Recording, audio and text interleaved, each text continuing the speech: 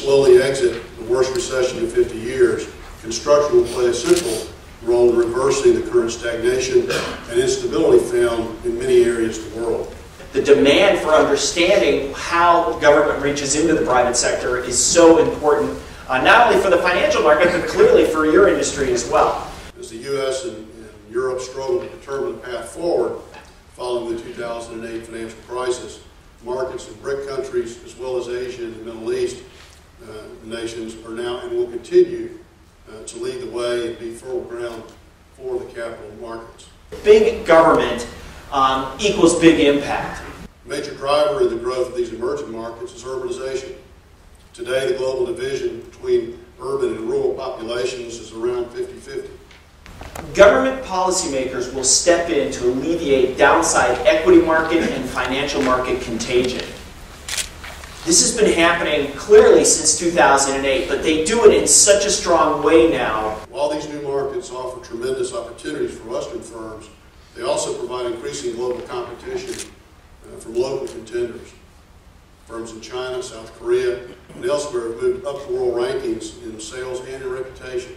As soon as we had a negative reaction in the financial markets, we had policymakers ready to either comment on it or ready to step in and do something about it. I'm a firm believer in the saying that life does not get better by chance, it gets better by change.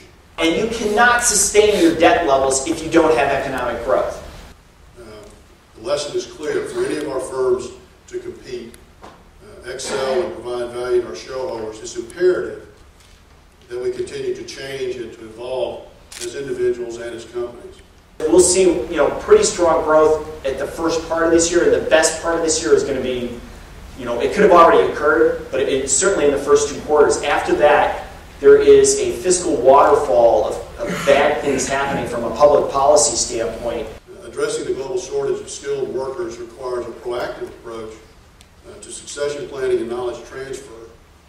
We must also better prepare today's youth for future roles in challenging industries, global industries, by becoming more involved in the educational initiatives.